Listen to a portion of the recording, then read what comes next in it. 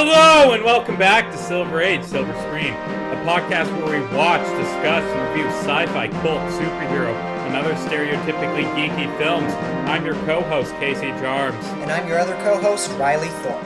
And you know what, Riley? Do you remember what things were like 2 years ago back in 2019? Everything was so weird. There were killer robots, there were giant pyramids in LA, it was always raining for some reason. Honestly, I don't remember anything pre-pandemic, so it very well could have been that. I just don't know. At this point, I'm just numb to tragedy. I mean, yeah, you're right. Sure, that horrible dystopian picture of 2019 in Blade Runner was bad, but at least it wasn't our real-life 2020. Oh, yeah. Or maybe it was, I don't know. There could have been a giant coronavirus outbreak as soon as the film Blade Runner ends. That's why the replicants are revolting. And why there's so much prejudice, because the replicants are immune to coronavirus. Or, better yet, the replicants brought coronavirus to Earth.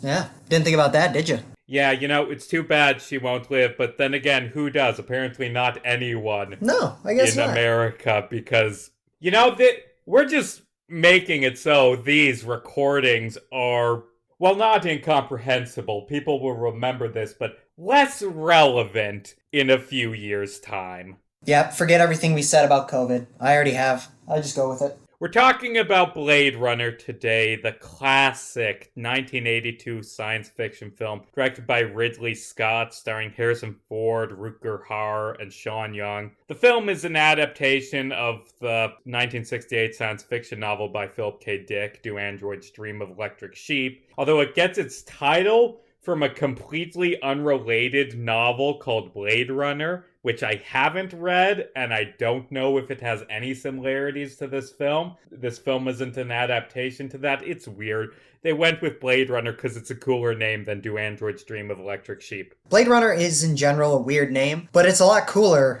It's for sure as hell cooler than Do Androids Dream of Electric Sheep. Yeah, it's a very long title. To clarify, this movie came out in 1982. However, there are 7 different cuts throughout its existence, 5 of which are of significance. There was the work print cut, which was filmed and edited. That was like the first draft of the movie that Ridley Scott presented to the studio, and the studios showed to test audiences. And because test audiences hated it, the studio took hold, kind of screwed Ridley Scott over, and cut the movie as their own, and released it theatrically, where it bombed critically and commercially. There was an international theatrical release, which was significantly more violent and bloody. 10 years after its release, they released the director's cut of the film, which, funny enough, Ridley Scott did not make. However, he approved it. Then why is it called director's cut? I don't know. The latest, most definitive, what people say is the best,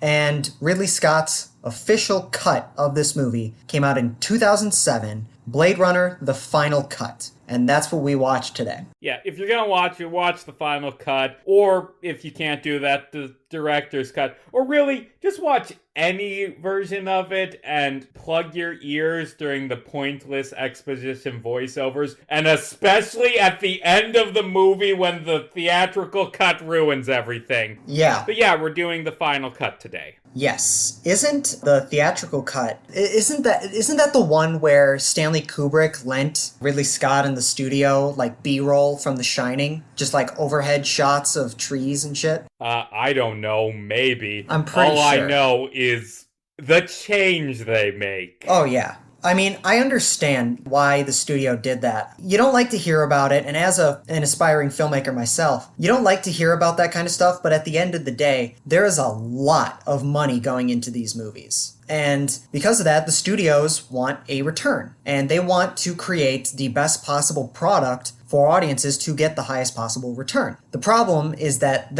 on occasion ends up screwing over the director and the director's vision, because what it goes from is the director is trying to create the soul of the movie, but then the studio comes in and says, okay, our priority is to make money. What can we add and take out in this movie to make the most amount of money? And unfortunately, it's just a fact of filmmaking. It happens. There's a lot of people getting screwed over, but at the end of the day, I don't blame him. But Yeah, I mean, it led to a much and worse movie. executive meddling, it's not always awful. Like in another Ridley Scott movie we've talked about, Alien, the ending that the studio shot down was the one where Ellen Ripley is murdered at the end. Like, it's not always bad. It just isn't this one. Well, we'll get to that. We'll get to that. Blade Runner, this phenomenal sci-fi noir film that helped found the cyberpunk genre. It begins with a text crawl explaining that in this far-off, distant future of 2019, when we have begun colonizing planets. Old-timey views of what the future would like are always so disappointing when you compare them to reality. Yep. In this future world, humans have robots. They aren't robots. I'll get to that later. Robots called replicants, which they use for menial work on off-world colonies. And out of fear of these replicants overthrowing humanity, each replicant is built so that they die after 4 years. But sometimes replicants escape and make it to Earth, where it is the job of the Blade Runners, these elite detectives, to hunt down and not kill, retire the replicants. The film picks up in Los Angeles in November 2019, where a man is brought in for questioning. He asks him a few questions, starts interrogating him, asks him these seemingly menial questions, and right when the interviewer asks him about his mother, the guy pulls out a gun and shoots him and kills him. From there, it cuts to Harrison Ford's character, Richard Deckard, a retired Blade Runner who just goes to order some Chinese food, doing his thing. When out of nowhere, he gets arrested and taken back to the police station where he is told he needs to come back to hunt down these new, dangerous replicants that made it to Earth and uphold the law. Which, funny thing, the guy who tells him, he's like, I need my Blade Runner back. You know where I recognize that actor?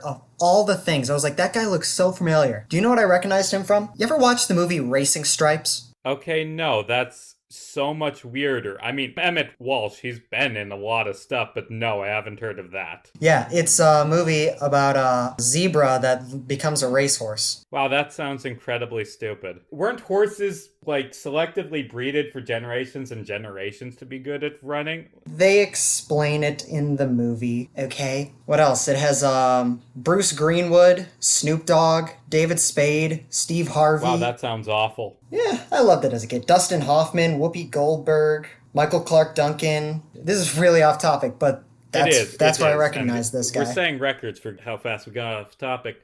Deckard, he begins investigating, trying to track down these 4 missing replicants. He finds out that the previous Blade Runner assigned to the case, the guy who got shot in the opening of the film, he was interrogating all of the employees at the Tyrell Corporation, the company that creates the replicants, and that the man who killed him is one of the missing replicants. Deckard goes to the Tyrell Corporation and meets with their CEO, Eldon Tyrell, who asks him about these tests that they perform to find out if replicants are, well, replicants, like to distinguish them from humans. He has Deckard perform this test. It's called a void comp test. It scans your eyes as you're asked weird questions. It's never really explained the specifics of how it works, but it's future tech. Yeah, future tech. It scans the eyes and sees if the pupils dilate when you're asked to feel empathy. Whatever. The point is, Tyrell has Deckard perform this test on his assistant, Rachel,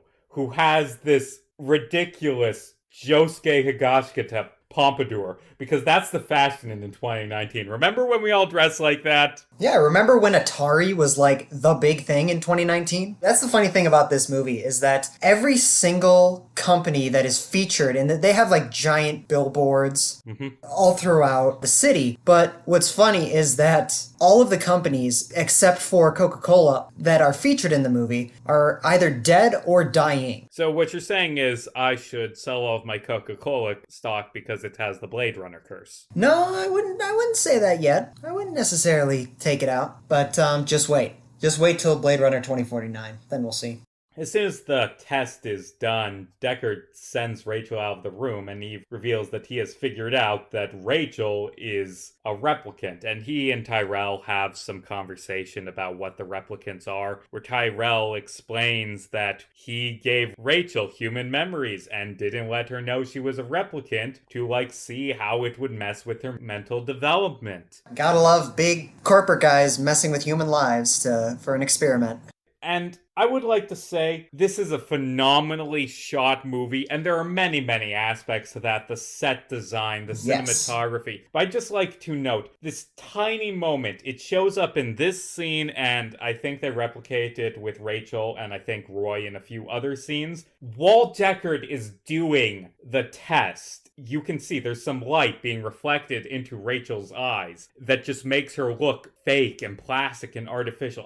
I have to note, because that's such a good little bit of directing. Yeah, you see, that was actually created through a technique called the Schuften process, where light is reflected into an actor's eyes through a two-way mirror placed in front of the camera lens at a 45-degree angle. Yes, I looked that up because I saw it and I was like, oh, that's cool. Yeah, they actually created that specifically for the purpose of distinguishing between humans and replicants during certain scenes. And it's such a nice little thing. Deckard goes out and he begins trying to track down the replicants. And throughout this film, can we talk about the set design and the visuals? Yeah, of course. This film, it suffers from that thing that all revolutionary works suffer from, where they've been imitated so many times that they lose a bit of their edge. But this film, from what I've read, invented a lot of the visuals of cyberpunk, and it still holds up pretty well. You get this crowded, putrid, filthy city. It's always dark. It's always raining. There are people everywhere. There are massive ads. It's very clearly the future, but it feels much worse than the present. It feels dystopian. And also there's massive pyramids where the rich people live, and when we see that scene in Tyrell's corporation, it's the only scene where there's any yellow light and it just sets apart this class difference. It's such a well shot movie. The visual design of this movie has gone on to inspire countless cyberpunk sci-fi movies like The Matrix, Ghost in the Shell, Dark City, all that stuff. And what's interesting to me to look at it is it's not necessarily future technology. It's more analog technology, how they think it would have grown and evolved for the future. So it's a very interesting style that they went with for the sci-fi elements. It's all analog tech, but it's futuristic analog tech. And yeah, the city just feels filthy and overbearing, and it feels lived in. And I believe Ridley Scott actually took inspiration from Star Wars. Star Wars has a very, very unique take on sci-fi. The production design is fantastic, and I will say it is super, super interesting. This is my first time watching the movie. Unfortunately, I know there's going to be a lot of movies that we review here that people are going to be like, what the hell? Yeah, this is my first time seeing the movie, and it's interesting watching this and the amazing production design. And then a month earlier, we reviewed Super Mario Bros. That had the exact same production designer. And, Super Mario Bros., I don't think the production design in that movie is awful. It's just that it isn't really servicing the story because the story wasn't as good as it is in Blade Runner. Oh yeah, absolutely. Which is this deep, intelligent, thematic, philosophical work, whereas that movie was... Trust the fungus. Dennis Hopper, he does some mud, and he wants to de-evolve people into the monkeys, and, Luigi's got a girlfriend. Oh God, It's okay. It's okay. We've gotten past it. We'll move on. You never have to watch that movie again, Casey. Deckard continues his investigation. He goes to Leon, the replicant who killed a guy at the start of the movie. He goes to where he's been staying, and he finds a snake scale and a stack of photographs, which are important for later. But then it cuts to an introduction of our film's main antagonist, Roy Batty, played by Rutger Hauer, the leader of the replicants. He and Leon go to visit a scientist who makes artificial eyes, played by James Hong, because he's an old Asian guy, and James Hong is the only person who is allowed to play old Asian guys in Hollywood. Even in Disney Channel. Yeah, and what's interesting is that he wasn't even that old when he did this movie. He was in his 50s, I think, and all throughout the 80s, well, this movie and another movie that you and I have seen and love, Big Trouble in Little China, he just plays this like really old guy. This really old East Asian man. It's just funny because he's from Minnesota. I just think it's so funny. He always plays that character. It's just like, I mean, he's from the Midwest. So is he like doing a voice in all of his films, or does he genuinely sound like that if he's American, actually? I do not know. They go visit this guy. He's a geneticist who creates eyeballs. The villain, Roy, interrogates him to tell him the name. Spencer. Yeah, Sebastian. yeah. Sebastian. I've seen this movie 3 times. Riley's seen it once. I know it better than Riley. Yeah. Roy's whole goal throughout the film is he wants to rewrite his genetic code so he doesn't have to die young. And the only one who can do that is Tyrell, the head of the company that makes the replicants. So he's got to get to Tyrell, and he interrogates Chu, James Hong's character, and finds out that he can get access to Tyrell by going through J.F. Sebastian, who works for Tyrell. Mm-hmm. It then cuts to Deckard going back to his apartment, and he finds Rachel waiting for him. Like, hiding in the corner of the elevator, and he almost shoots her. Like, Rachel, you can just stand there and, like, say hi when he gets in, whatever. Rachel confronts him about the whole "you're a robot" thing, and she's like, no, I'm not. I have memories of my childhood, which Deckard reads off to her because he knows those memories because Tyrell told them, because they're fake memories, because Rachel is a replicant. Yep, and like a dick, he just spoils it for her.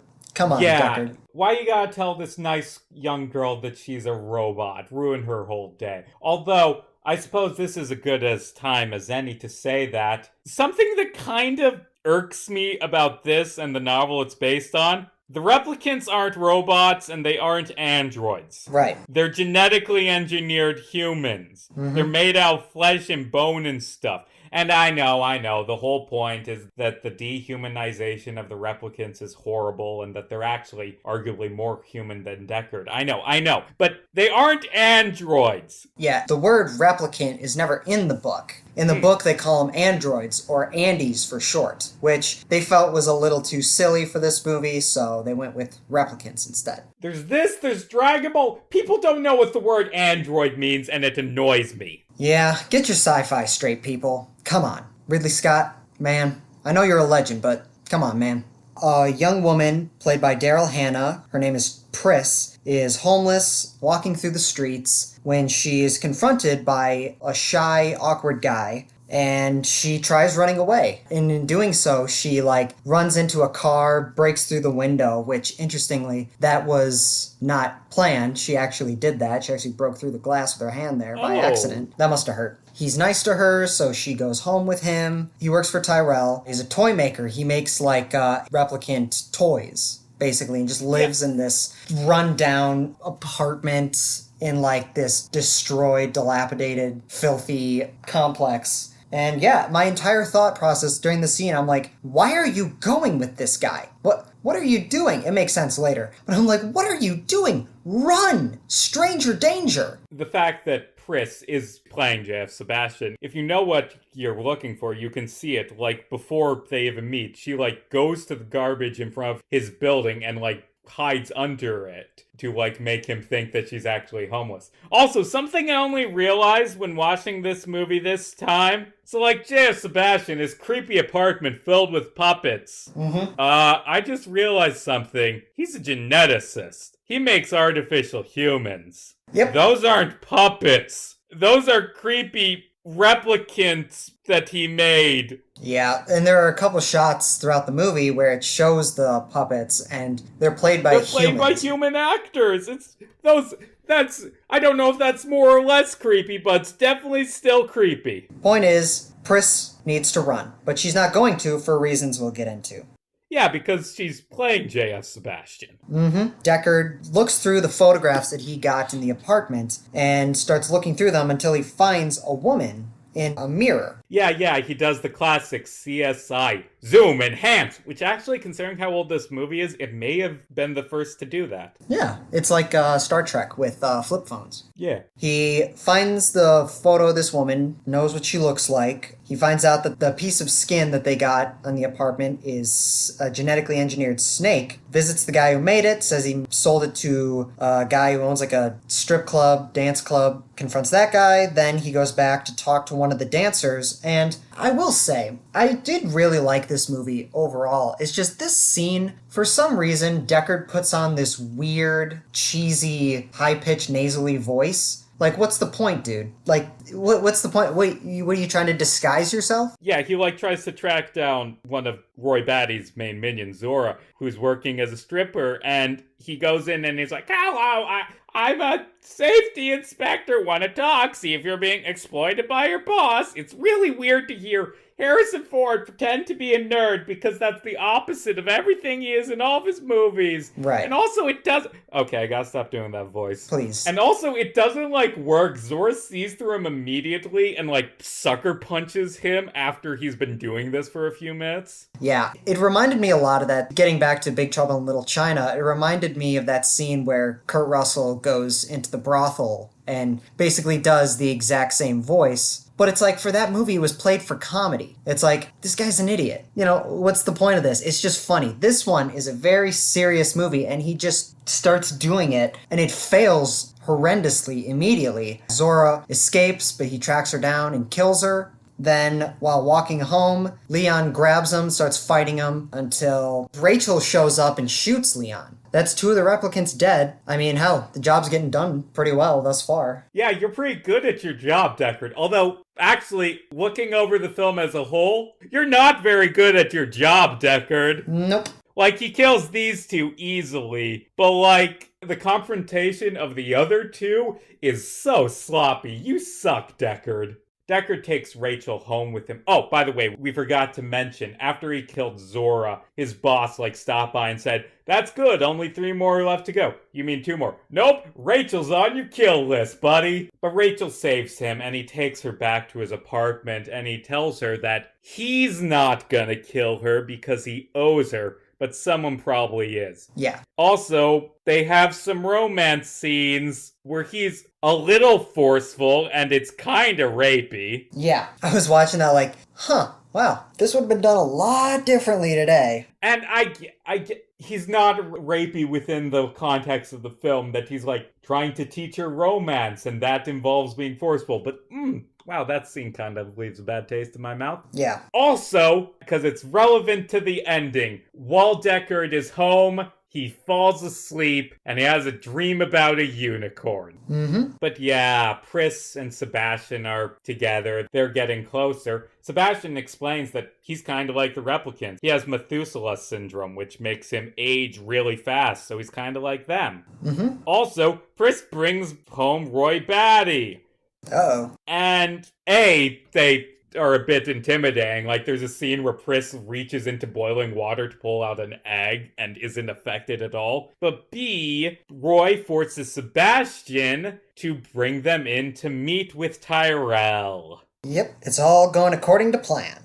All according to plan. Tyrell praises Roy for being so brilliant and managing to get so far, but explains that, sorry, there is physically no way for me to make it so that you don't die in a few days of old age. Right. After learning that his fate is sealed, he kisses Tyrell and then murders him by... Square on the lips. He called him daddy earlier because he created Roy. Yeah. But yeah, gives him square on the lips. And then he brutally murders him by plugging out his eyes with his thumbs. Ugh. The replicants, by the way, have super strength. Oh yeah, we forgot to mention, the replicants, super fucking strong. Yeah, he kills Tyrell, and then he kills Sebastian. Deckard goes to Sebastian's apartment, where he is attacked by Pris, kills her, and then he's confronted by Roy, who dislocates his fingers, and then just kind of lets him go as Roy mourns the death of Pris. Yeah, 2 things on the death of Pris. Pris is waiting for Deckard when he gets to Sebastian's apartment. She paints herself up in makeup to look like a doll, and she hides among the puppets and ambushes him.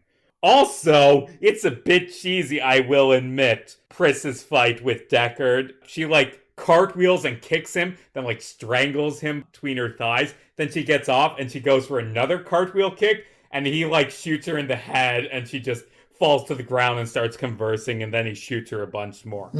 Another kind of cheesy thing that I thought of was when Roy goes to kiss Pris, she has her tongue sticking out. So Roy tongues a dead body. Oh, God, what? Well, I mean, it was still warm. Actually, no, that doesn't make it better. Yeah, no. But yeah, Roy fights Deckard to avenge his fallen friends. And it's a curb stomp. Roy isn't even trying, No. and he's still kicking Deckard's ass. Like, you get the feeling that he's just fucking with Deckard. He could kill him easily, and he's just acting like a clown. Right. He's singing nursery rhymes and chasing him. He's howling. Although, partway through the film, Roy starts to die and he loses all feeling in his hand, so he takes a nail and stabs it through to, like, regain the feeling, which is cool. I really like how the heroes and villains, protagonists and antagonists, are portrayed in this movie, particularly with Deckard and Roy. Because Deckard is kind of just a guy who's okay at his job. I mean, he has his own emotional journey, and we'll go into that. But in terms of this fight, I'm like, when I think of Harrison Ford, personally, I'm so used to seeing, like, Indiana Jones where he just kicks everyone's ass. But no, he gets his ass handed to him while he runs away. And Roy, I think Roy is probably my favorite character in this entire movie. He's very interesting. This is one of those films where the enjoyment for me comes less about watching it and more about discussing and thinking about it after the fact. I love how the portrayal of the replicants versus Deckard are. Yeah. The replicants, they're more human than he is, I feel. Yeah. They're more emotional. They care about each other. They're arguably more moral. Like, they kill people, but they're trying to survive, whereas Deckard is just an assassin for all intents and purposes, going after people regardless of whether or not they're evil. There's this brilliant subtext that robots are more human than the people hunting them, which adds to the tragicness of this film. Yeah. And this is best hammered in by how Deckard and Roy's fight ends. Deckard, like, he jumps and he slips and he's gonna fall to his death when Roy saves him and pulls him back onto the roof and says, "Now you know what it's like to be a slave, to constantly live in fear." Roy spares Deckard, and then he gives the best monologue in any film. "I've seen things you people wouldn't believe. Attack ships on fire off the shoulder of Orion. I watched sea beams glitter in the dark near the Tannhauser Gate. All these moments will be lost to time, like tears in rain. Time to die." And he falls over and he dies. Honestly, this doesn't happen a lot. I was kind of speechless at that scene when he saves him and gives that monologue. I'm like, wow, shit. Like we talked about before, it really puts into perspective, like, the context of what the replicants are going through because of the people that created them. And just, like you said, they're more human than the people hunting them.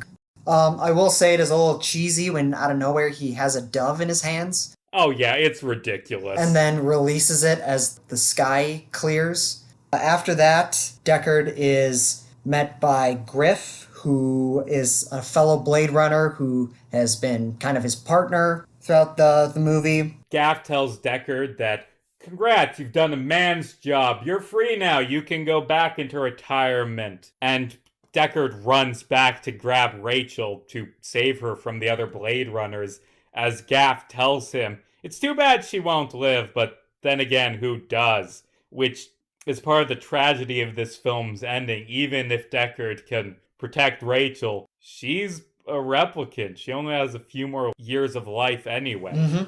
And in Blade Runner 2049, we find out her fate. We'll watch that movie sometime. This is a really good movie. I think Blade Runner 2049 might be my favorite movie ever. I agree. I do think it's the superior of the two films. So Deckard gets home and Rachel is waiting for them, and as they're running away, he finds a little origami unicorn. Now Gaff, his partner, has this weird tick where throughout the film he just makes little origami animals. And he has left for Deckard an origami unicorn. And let's talk about the implications of that. On the surface level, that basically shows that Gaff, I called him Griff earlier. Yeah, he's not the guy from Red vs. Blue. On the surface level, the fact that he left something there for Deckard and Rachel basically says, I'm not going to kill you, but you are never going to be not hunted. However, leads to the question, is Deckard a replicant? Yeah, because he obviously never told Gaff about his unicorn dreams, which means Gaff knows Deckard's memories, and there was another scene in the movie where someone's memories are read off to them, and that means that that person is a robot. So this heavily implies that Deckard is a replicant. Yep. Except, this is one of the most famous film twists ever, and I'm kind of gonna criticize it a bit. Go ahead. So that wasn't foreshadowed at all, and how that works within the film's logic with Deckard, who is a Blade Runner, also being a replicant, and there's a lot of questions it raises, and it wasn't foreshadowed. Yeah. Also, it's not true, judging by the sequel. But yeah, it raises this ambiguity about whether or not Deckard is human, which is good in a film where the whole point is what's the difference between human and machine. Before we get into like the specifics of the film, some of the behind the scenes of it, since the movie's release, there have been a lot of people confirming and denying whether or not Deckard is a replicant. Ridley Scott, the director of this movie, has stated in interviews that he is in fact a replicant. However, Harrison Ford said that he is not. When he was playing Deckard, he always envisioned him as a human. Just like the journey that he goes on makes a lot more sense to him, and in many ways makes sense to you and I, as that he is a human. In the book, he is a human. However, his entire journey, he becomes less emotional, more dehumanized. And then, like you mentioned earlier, is like that question that everybody talks about, like, okay, well, what does it mean to be human? You know, where does the line from naturally born to genetically engineered start and end, you know? Ultimately, it doesn't really matter because the whole point is that it's ambiguous. Right. Deckard's own humanity is called into question, and he gets away. He runs off with the pretty girl he saved, except there's this underlying sense of dread that it's not gonna last. Except in the theatrical cut, people complained the ending was too dark. So there's last minute a voiceover where Harrison Ford's like, well, it's a good thing that Rachel doesn't have that thing where she dies after 4 years so we can have a happy ending. Woohoo! There are a couple other details in the movie that kind of put into question looking back. Replicants, as we mentioned earlier, have these like yellow glossy eyes. And in the scene right before he hooks up with Rachel, Deckard is standing behind her, and for a split second you can see his eyes turn a bit yellow. Now that could just be a light, or that could mean he is a replicant. That also added to the fact that Deckard has almost no backstory. No backstory at all, which implies the idea that, like the replicants, he didn't really have one. All his memories are just implanted. At the end, when Roy saves Deckard, people question why he did that. On one hand, you could say, oh, he knew he was dying, and he wanted to show Deckard, like, hey, I am a person. Don't let my death go in vain. Or it could be the fact that Roy, throughout the entire movie, only killed humans. And then when it came time to letting this human die, he saved him. Well, why did he save him? Could it be that he knows he's a replicant? But how would he know that? Deckard, in the movie, never took that test, but in the book he did, but we're not talking about the book. There's a lot of details to support the fact that he is a replicant. However, logistically, there's a bunch of flaws with that. Like, if he is a replicant, why is he allowed to live on Earth? You know, maybe he's an older model that hasn't been outlawed. Well, how does that make sense? Because if he's older, then how long does he have to live? If he was allowed to be a Blade Runner, because we find him at the beginning of the movie, he's retired. He's a retired Blade Runner. But why would they let him retire in the traditional sense when they could just retire him in the Blade Runner sense, you know? Kill him. Point is, mystery for the ages. One little bit of subtext that I thought was very interesting to this movie is, if you look at it, all the replicants have like some memory of animals, you know, and this is in a dystopian world where there's nothing but city, which is why the cheesy theatrical ending doesn't make sense where they're flying over the forest, because the purpose of the city is to show that, like, just this city, this shit, filthy city, is overtaking everything, and there's nothing but this.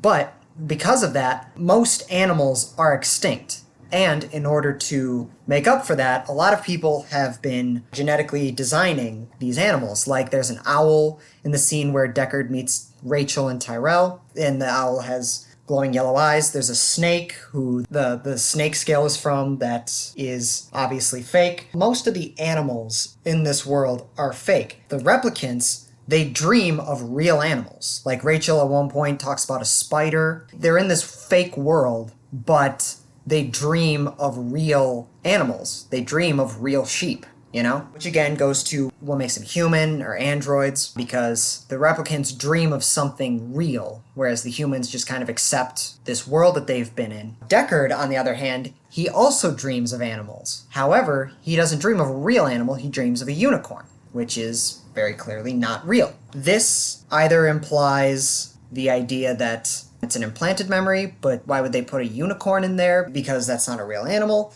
Or in Christianity, and I'm going to get kind of deep here. Well, not deep. This is as deep as I'll go. That's what she said. In Western Christianity, the imagery of a unicorn was used to symbolize Jesus Christ. That could imply that Deckard, as a person, wants something more and wants something better outside of this world, beyond the fake world, beyond the real world. This other world that isn't possible for him, you know, which again fits into the hopelessness of his story and his situation. Or it could just be a coincidence. Gaff knows that about him. He just feels like he wants a better world, so he made a unicorn. I don't know. Enough about the unicorn. I feel we've talked enough about it. Yeah, I honestly, at the end of the day, I think the question of whether or not Deckard is a replicant really depends on the cut of the film you consider to be canon, I guess. What's your favorite? What's your take on it? But I think at the end of the day, personally, there's a lot of evidence to support both ways in this movie, but I think it doesn't matter.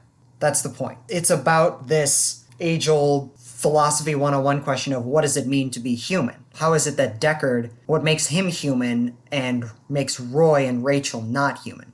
At the end of the day, it's a weird twist that came out of nowhere, but I think the purpose of it is to have people think about it and to be ambiguous, kind of on purpose, which I have mixed feelings about just doing it, having a twist for the sake of having a twist, but... So, saying that aside, let's talk more about the actual quality of the film. Mm-hmm. We've discussed praise for the acting, the set design, the writing. The music is something we miss. I love the synth score in this, as it's just doing the panning shots of the city. Although I'm going to note two kind of big flaws of this film. Mm-hmm. Number one, it's a very slow film. And that's not necessarily a bad thing, but it is a very slow film. When it comes to slow movies, there's boring and then there's a slow burn. And this occasionally straddles the line. Yes, I do agree with that. And the bigger one, we complain about romance a lot, and yeah, this isn't that great of a romance. Nope. But think about it this way. I completely agree with you. It was very forced, very awkward, very uncomfortable, especially in that one scene. But think about it this way. What if Tyrell planned to have Deckard and Rachel meet so that they would fall in love? And in doing so, that would be an experiment of seeing whether or not replicants can procreate. Cool, that doesn't mean it's not bad. Yeah, I agree. I'm just saying. Think about it from that angle. It's like he planned that to have an endless stream of replicants for the infinite future, which in a way is basically the main conflict of Blade Runner 2049. That's a good movie. I want to watch it again. Yeah, watching the first one, because I watched 2049 in theaters when it came out, and then I rewatched it again about a year later, and when I watched this one, I was like, I really want to go back and rewatch that. Denis Villeneuve is one of my favorite filmmakers working today, and he did a phenomenal job with that. I really completely understand that it's your favorite movie. It's fantastic. So Riley, on a scale of like 1 to 10, with 1 being really, really, really fucking bad and 10 being better than anything we've ever seen on the show before, how would you rate this film? I think you said it very well earlier when you were like, this movie almost works better as like not necessarily watching it, but analyzing it, thinking about it after the fact. Theorizing. I love this movie, don't get me wrong, but I think I personally had a better time thinking about it afterwards, theorizing about it, looking up information and stuff like that. Like the research that I did, the whole is Deckard a replicant or not. Like honestly, every movie we review, I take an entire sheet of loose leaf, front and back sided, and write out the plot as far as it'll go, and then kind of squeeze in my thoughts on it at the bottom of the second half. But honestly, I only wrote the plot points on the first half of the loose leaf, which was interesting to me because it was really slow paced, but at the end of the day, I thought watching the movie went by really quick for me personally. Those 2 hours flew by. That said, watching it got really slow at times. And honestly, not a whole lot happens in comparison to some other movies we've watched. Like I said, it's only enough to write down on the first half, the first side of the paper. The second half, I wrote down like theories and in-depth thoughts into the themes and the subtlety and whether or not Deckard is a replicant. And that was a majority of what I wrote in the second half. So in terms of how that applies to my overall thoughts, I think the movie is one of the most important sci-fi movies ever made. It changed the game. It invented a lot of things for cyberpunk, for tech punk. It has phenomenal directing, acting, production design.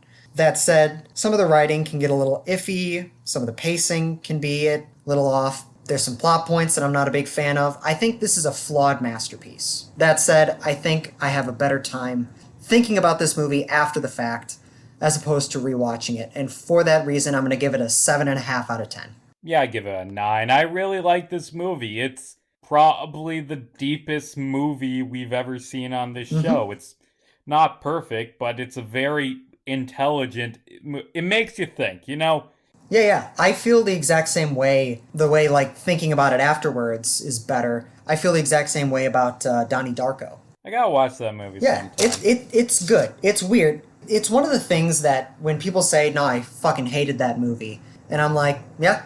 And then someone says, I love that movie, and I'm like, yeah. It's an interesting movie. We could review that on the show, I think. Next week, we're going to keep up the theme of these dark, cyberpunk, dystopian films by doing the original Spider-Man movie. My favorite Spider-Man movie. I thought Into the Spider-Verse was your favorite. You see, this is a joke now. Before The Amazing Spider-Man, I said it was my favorite Spider-Man movie, and then I rewatched it, and it isn't anymore. So never... I got it. Yeah. Riley, if people want to find out more about the show, where could they find it? You can all find the show on Instagram, Facebook, Twitter, TikTok, and YouTube at Silver Age Silver Screen. We post a lot of details about the show, post some other stuff, some fun videos, entertainment news, stuff like that. So be sure to check us out on all social media platforms at Silver Age Silver Screen. What about you, Riley? You can all find me on YouTube at Riley Thorpe, where you can check out all of my short films. You can also find me on TikTok and Instagram at Riley James Thorpe, where you can check out all of my content there. You can find all my junk at caseyjarms.wordpress.com. Check out all my writings. Added a bunch of new short stories there. Also, new game called Dream Jump. It's a 3D platformer. Play it. You can also all find me on Twitter at JarmesCasey, JarmesCasey. We'll be back next week, assuming we don't end up secretly being robots and then get killed by Blade Runners. Ugh. Where, as we've said, we're going to be watching the first Sam Raimi Spider-Man movie. As always, I'm Casey Jarms. And I'm Riley Thorpe. And hey, it's just a movie. Don't lose your head about it. Especially not to a ladder.